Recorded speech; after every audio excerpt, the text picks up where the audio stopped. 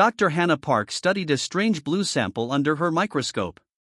The lab was quiet except for the hum of machines. She had been working at Outpost 7 for 3 years now, far from Earth and most other humans. Her job was to study alien life forms, but mostly tiny ones like bacteria and small parasites. Suddenly, her assistant's voice came through the speaker on the wall. "Doctor! Emergency in Bay 3. Hannah grabbed her medical kit and ran down the corridor. Her heart beat faster. Emergencies were rare at this small research station. When the doors to Medical Bay 3 slid open, Hannah stopped in shock. A huge alien warrior lay on the floor. He was at least 7 feet tall with silvery blue skin. Blue blood pooled beneath him. His armor was cracked and broken in many places. "A Kvarian," she whispered. The Kvarians were a powerful alien race that humans rarely encountered. They were known for their fighting skills and advanced technology. Most humans had never seen one in person. Her husband June stood near the alien. As security chief, he had brought the wounded warrior inside. "Found him in a damaged ship that docked automatically," June explained. "He said pirates before he passed out." Hannah quickly scanned the alien's body with her medical device. The readings made her frown. "He's been poisoned. Some kind of toxin is destroying his cells. Our regular medicines won't help him." She searched the station's database for information about Kvarian biology. After a few minutes, she found something important. According to this old research, Kvarian blood lacks an enzyme that human blood has. This enzyme can neutralize certain poisons. She looked at the dying alien. He needs human blood to survive. The Kvarian's eyes opened slightly. They were deep purple with no pupils. "I am Take," he said in a weak voice. Then his eyes closed again. "We have to help him," June said. "Use my blood." Hannah hesitated. "This isn't like a normal human blood transfusion. We don't know how your blood will interact with his system. It could be dangerous for both of you." "If we do nothing, he dies for sure," June argued. "We have to try." Hannah helped June onto a medical bed next to the alien. She drew June's blood carefully, then ran it through a special machine that would modify it slightly to be more compatible with the alien's system. "I hope this works," she whispered as she connected the tube to Take's arm. The bright red human blood flowed through the clear tube toward the alien's blue veins. For a few minutes, nothing seemed to happen. Then Take's body began to shake. His back arched and his breathing became faster. "Is that normal?" June asked weakly from his bed. "I don't know," Hannah admitted. "No one has ever done this before." She adjusted some settings on the machine and monitored Take's vital signs. Slowly, his breathing steadied. The readings on her scanner showed the toxin levels decreasing. After an hour, other staff members from the outpost gathered outside the medical bay, curious about the alien visitor. Hannah ignored them, focusing only on her patient. By evening, Take's condition had stabilized. His wounds had stopped bleeding, and his skin had regained some of its natural shine. June was sleeping peacefully on the next bed, tired from giving blood. As Hannah was checking Take's vital signs one more time, the alien's hand suddenly moved. It grabbed her wrist, not hard enough to hurt, but firmly. "You helped me," Take said. His voice was deep and had a strange musical quality. "Why?" "Because you needed help," Hannah replied simply. "That's what we do." Take studied her face. "My people have avoided yours for generations. We believed humans were lesser beings." "And now?" Hannah asked. "Now I carry human blood in my veins," Take said. He looked over at the sleeping June. "His blood." "Yes. My husband gave his blood to save you," Hannah explained. Take released her wrist and placed his hand over his chest where his heart was. "This creates a bond among my people. A blood debt. It is our most sacred connection." "He didn't do it for any reward," Hannah said. "That makes the debt even greater," Take replied. He closed his eyes again. When I am recovered, I must contact my people. Things will change between our races now. They must know what happened here today. As Take drifted back to sleep, Hannah wondered what she and June had started. A simple act of kindness might have just changed the relationship between two civilizations forever. Hannah's eyes burned from working all night. She carefully monitored the blood flowing from her husband to the alien warrior. The machine hummed as it changed June's blood to match Take's alien body. This has to work, she whispered, adjusting the settings again. The station was quiet at night. Only the soft beeping of medical equipment filled the room. June slept on a bed nearby. He had given more blood than was safe, but had insisted on helping. His face looked pale in the dim light. Hannah checked his vital signs often, worried about him. On the main medical bed, Take's large body twitched. The blue-skinned warrior was fighting for his life. The poison in his system was strong, but the human blood carried an enzyme that could save him. Suddenly, Take's body began to shake violently. No, no, no. Hannah rushed to stabilize him. She gave him medicine to stop the shaking and adjusted the blood flow. Slowly, the convulsions stopped. But something strange was happening. Take's eyes were moving rapidly under his closed eyelids, like he was dreaming intensely. His fingers twitched and sometimes he would make small sounds. What Hannah couldn't know was that Take was experiencing June's memories. In his mind, he saw a small boy playing in a park on Earth. He felt the joy of seeing blue sky and green trees. He experienced the nervousness of a young man's first day at Space Academy. Most clearly, he saw a beautiful moment when June knelt before Hannah with a small ring, asking her to marry him. These human emotions, love, hope, fear, washed through the alien warrior's mind like a flood. By early morning, other staff members had heard about the unusual patient. They found excuses to walk past the medical bay, hoping to glimpse the Kvarian warrior. No one at the station had seen one of his kind before. Is it true? Asked Min, one of the technicians who brought Hannah some coffee. You're giving him human blood? Yes, Hannah said, too tired to explain the details. It's working, I think. No human has ever done this before, Min said, eyes wide. The Kvarians have always stayed away from us. They think we're beneath them. Well, this one didn't have much choice, Hannah replied. She checked Take's vital signs again. The poison levels were dropping. His body was healing much faster than a human's would. Around sunrise, June began to stir. Hannah went to him immediately. How do you feel? She asked, scanning him with her medical device. June opened his mouth to answer but instead let out a gasp of pain. His hands flew to his head, clutching it tightly. June! What's wrong? Hannah asked in alarm. June's eyes were wide with shock. I can feel him, he whispered. In my mind. I can feel Take. What do you mean? Hannah asked, checking his brain activity. I see flashes. A red sky. A city with tall crystal towers. Battleships. June closed his eyes. They're not my memories. They're his. Hannah looked between her husband and the alien warrior. This was completely unexpected. The blood transfusion had somehow created a mental connection between them. What else can you feel? She asked softly. Pride. Honor. Confusion. June opened his eyes. He's very old, Hannah. Much older than he looks. And he's important among his people. At that moment, Take stirred.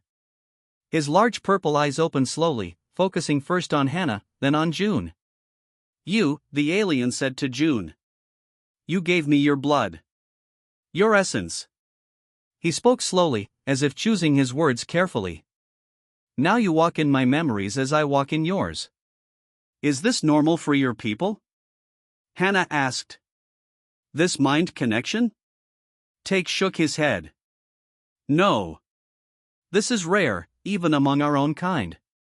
Between species, it has never happened. June sat up in his bed, still weak but determined. I can see your home world. It's beautiful. And I have seen yours, Take replied. I have felt your love for your mate. He nodded toward Hannah. These are not things my people believe humans capable of feeling so deeply. Hannah helped Take sit up. His wounds were already closing, healing much faster than she expected. The bond will fade with time, Take explained. But not completely. We are connected now. What does this mean? June asked. It means everything must change, Take said simply. My people must know the truth about humans. And I must repay my blood debt to you. Hannah looked at the monitors showing both June and Take's vital signs. Both were improving. The immediate danger had passed. But something much bigger had begun, something that might change relations between their species forever. Rest now, she told them both. We'll figure out what this all means later. But as she watched them, she couldn't help but wonder what would happen when other Kvarians learned that one of their warriors now shared blood and memories with a human. 3 days passed since the blood transfusion. Take grew stronger each day. His blue skin regained its healthy shine, and his wounds closed completely. The poison that had nearly killed him was gone from his system. Hannah was checking the medical equipment when Take suddenly sat up. His movement was smooth and powerful, showing no sign of his recent brush with death. You have excellent medical skills, Doctor, Take said, looking around the room with interest. Thank you, but it wasn't just me, Hannah replied. She called for June, who arrived quickly. When June entered, Take stood up to his full height. He was almost 2 feet taller than June. The alien warrior placed his right hand over his chest and bowed slightly. You saved my life, Take said. His deep voice carried unusual emotion. With your blood. June shifted uncomfortably under the intense gaze of those purple eyes. It was the right thing to do. Anyone would have done the same. Take shook his head slowly. No. You do not understand what this means. He stepped closer to June. In Kvarian culture, blood debt is our most sacred bond. You have given me part of yourself. He touched his chest gently. I carry your essence now, warrior. Hannah and June exchanged glances. They hadn't expected this reaction. What exactly does a blood debt mean for your people? Hannah asked. It means I am bound to you. My life belongs to you because you preserved it. Take's expression was solemn. This is a bond that cannot be broken. Later that day, Take asked to use the outpost's communication system. I must contact my people, he explained. They should know what happened here. The station commander, a nervous man named Q, wasn't sure about letting an alien use their equipment. How do we know he won't call for an attack? He whispered to Hannah. If he wanted to harm us, he could have done it already, she pointed out. And he's connected to June somehow. I don't think he would hurt us. Reluctantly, Q allowed Take to send his message. The alien spoke in his own language, a series of musical sounds that the humans couldn't understand. What they didn't know was that Take wasn't just a regular warrior. He was High Commander Take, leader of the Third Fleet and member of the ruling council. His disappearance had caused great concern among his people. 2 days after Take sent his message, the outpost's sensors detected a large ship entering their system. It was massive, at least 10 times larger than any human vessel. Kvarian warship. Q shouted, sounding the alarm. Battle stations. Panic spread through the small outpost. Everyone knew they had no chance against a Kvarian warship. Their tiny station had minimal defenses. Take found Hannah and June in the chaos. Do not be afraid, he said calmly. They have come to honor the blood debt, not to harm you. Q wanted to evacuate, but there was nowhere to go. The Kvarian ship was too close and too fast. Trust me, Take said. No harm will come to this station. The huge ship positioned itself near the outpost. Its sleek, silver hull gleamed in the light of the nearby sun. Everyone waited in tense silence. Soon, a smaller vessel detached from the warship and docked at the station. The airlock opened, and a Kvarian female entered. She was tall and elegant, with silver blue skin that seemed to shimmer. Her armor was more ornate than Take's had been. Take bowed deeply to her. "Captain Lara, I am honored by your presence." The female Kvarian surveyed the humans with curious eyes. Then she did something surprising. She knelt before June. "You are the one who gave blood to save our kin?" she asked, her voice musical and clear. June nodded, too shocked to speak. "I am Captain Lara of the Imperial Guard," she said, still kneeling. "We have come to honor you and repay the debt." Q stepped forward nervously. "We appreciate your, visit, but there's no need for any repayment. We were just helping someone in need." Lara stood and turned to Q. "You do not understand. The one you saved is High Commander Take, protector of the 3 systems and member of the Imperial Council. He is irreplaceable to our people." The humans stared at Take in shock. He had never mentioned his high rank. "The blood debt must be honored," Lara continued. "It is our most sacred law." She looked at June again. "The one who gave blood to save our kin must be honored. We have come to repay." Hannah moved closer to June, worried about what this repayment might involve. But Take stepped forward with a slight smile. "Do not fear," he said. "Among my people, honor debts bring great rewards. Captain Lara brings gifts, not threats." The humans relaxed slightly, but remained cautious. None of them had ever imagined that a simple act of kindness would lead to this moment, standing face to face with the leaders of a powerful alien race that had avoided humans for generations. Captain Lara raised her hand, and more Kvarians entered the station, carrying ornate boxes and strange devices.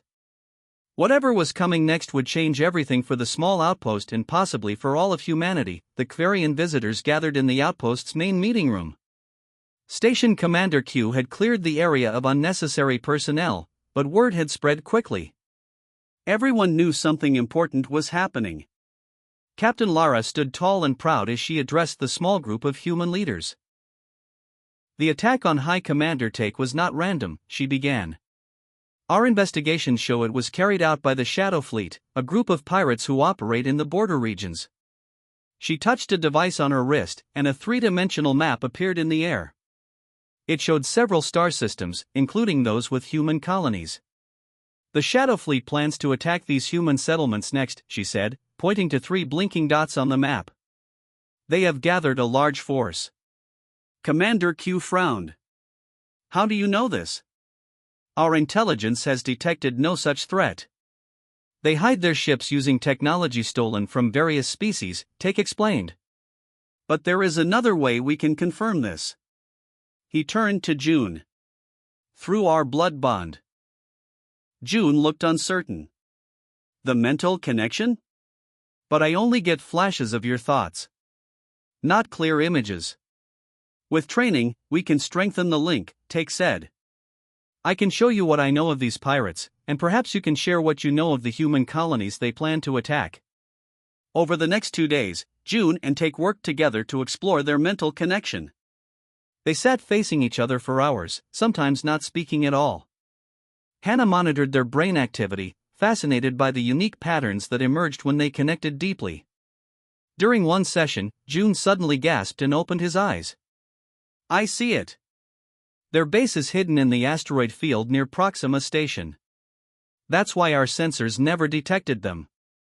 They're using the mineral deposits to mask their energy signatures." Take nodded. "And I now understand the layout of your colony defenses. The pirates would have easily overwhelmed them." With this combined knowledge, the Kvarian fleet moved to intercept the Shadow Fleet before they could attack. The battle was brief but decisive. The pirates, not expecting to face Kvarian warships, were quickly defeated. When news of the victory reached the outpost, both humans and Kvarians celebrated together. For the first time, the 2 species found common ground. A week later, Captain Lara called for another formal meeting. This time, she brought with her several high-ranking Kvarians. "The High Command has discussed the events here at length," she announced. "The blood bond between High Commander Take and June is unprecedented. It represents a new possibility for our peoples. One of the other Kvarians stepped forward carrying an ornate box. Lara opened it carefully. In recognition of your service to our people, we offer you citizenship in the Kvarian Empire, she said to Hannah and June. No humans have ever been granted this honor. June and Hannah looked at each other in shock. Kvarian citizenship would give them access to worlds and knowledge no human had ever seen. There is more, Lara continued. She removed a small crystal device from the box. It fit in the palm of her hand and glowed with a soft blue light. This contains medical knowledge that our people have gathered over thousands of years. Hannah stared at the device with wide eyes. This, Lara explained, contains cures for diseases your people consider terminal. Cancer. Neurological disorders. Genetic conditions. Hannah reached for the crystal with trembling hands. As a doctor, she understood the value of such knowledge better than anyone. This could save millions of lives, she whispered. Take stepped forward. But there is a condition, he said gently. You must come with us to Quar. This knowledge must be properly understood before being shared with humans. Go to Quar? June asked. For how long? To properly learn our medical science would take at least 1 year, Lara replied. Possibly longer. Commander Q looked concerned. You're asking them to leave everything behind? Not forever, Take assured them. But this knowledge cannot simply be handed over. It must be taught correctly to prevent misuse or accidents. Hannah looked at the crystal in her hand. With this, she could help cure diseases that had plagued humanity for centuries. But it meant leaving Earth, traveling to an alien world where no human had gone before. We need time to think, she said finally. That night, Hannah and June talked for hours in their small quarters. The decision before them was enormous. If we stay, we continue our normal lives, June said. Important work, but nothing extraordinary. If we go, Hannah replied, we could bring back knowledge that changes human medicine forever. But we'd be the first humans to live among the Kvarians. We don't know what to expect. They both knew it was more than just a career decision. It was about taking a leap into the unknown, about becoming a bridge between two species that had maintained their distance for too long. As the station's artificial night cycle dimmed the lights, they held each other, weighing a choice that would affect not just their lives, but potentially the lives of millions. The large meeting hall fell silent as Hannah walked to the speaker's platform. 6 months had passed since she and June had left Earth to study on Quar. Now they were back, standing before the United Earth Council, the most powerful human leaders gathered in one room. Hannah took a deep breath. She remembered how nervous she had felt the day they decided to accept the Kvarians' offer. Now she stood ready to share what she had learned. Council members, she began, the medical knowledge the Kvarians have shared with us has exceeded our highest hopes. She touched a small device, and images appeared on the large screen behind her. They showed patients before and after treatment. The genetic therapy protocols alone have already saved 10,000 lives in our trial programs, she reported. Diseases we thought incurable can now be treated. And this is just the beginning. The council members whispered among themselves. Some looked excited, others suspicious. Why would the Kvarians share this with us now, after centuries of keeping their distance? Asked one older councilman. June stepped forward to answer. Because one act of kindness changed everything. When we saved High Commander Take's life with human blood, we created a connection that helped both our people see each other differently. That was the simple truth. Their year on Quar had been challenging but amazing. As the first humans granted Kvarian citizenship, they had become bridges between two worlds that had misunderstood each other for too long. The council voted unanimously to accept the Kvarian medical technology and to begin a formal diplomatic relationship with the alien empire.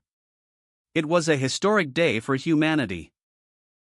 After the meeting, Hannah and June met with Take in the garden outside the council building.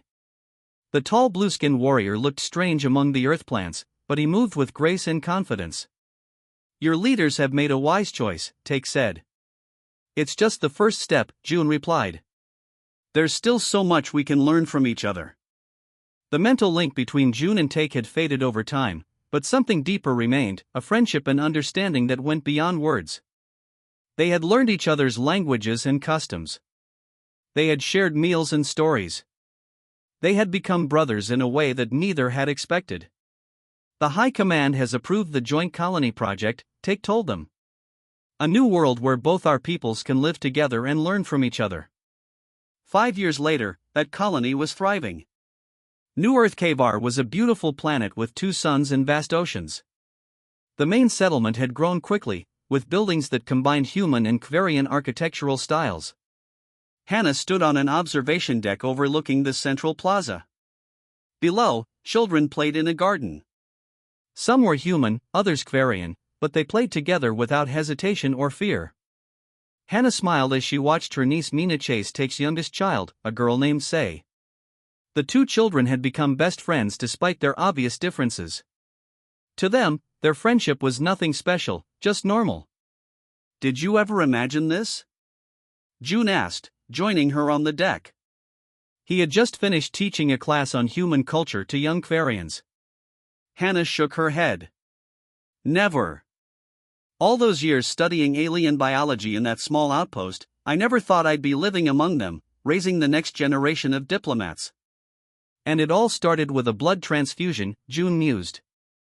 They watched as more children joined the game below. Human and Kvarian voices mingled in laughter. In the 5 years since the first contact, much had changed. The medical knowledge shared by the Kvarians had transformed human healthcare. Diseases that once meant certain death were now treatable. In return, humans had shared their art, music, and literature, which fascinated the Kvarians. Trade routes had opened between their worlds. Students from both species studied together. There were even a few marriages between humans and Kvarians, something no one had thought possible before. Not everything was perfect. Some humans still feared the aliens. Some Kvarians still looked down on humans. Old prejudices died slowly. But on New Earth HFY, a new way of living was being born. "Take is arriving tomorrow," June said. "He's bringing the new medical technology we requested." "Good. The hospital needs it," Hannah replied. As the colony's chief medical officer, she worked constantly to blend the best of both worlds' healing arts. That evening, as the 2 suns set on New Earth HFY, Hannah and June joined a mixed group of human and Kvarian friends for dinner. They shared food, stories, and dreams for the future. Looking around the table at blue faces and pink ones, at different bodies and cultures learning to live together, Hannah felt deeply grateful. One small act of kindness, giving blood to save a stranger, had opened the door to something wonderful. It had created a new horizon for both their peoples, a future where differences were celebrated and old fears were left behind. It was a good beginning.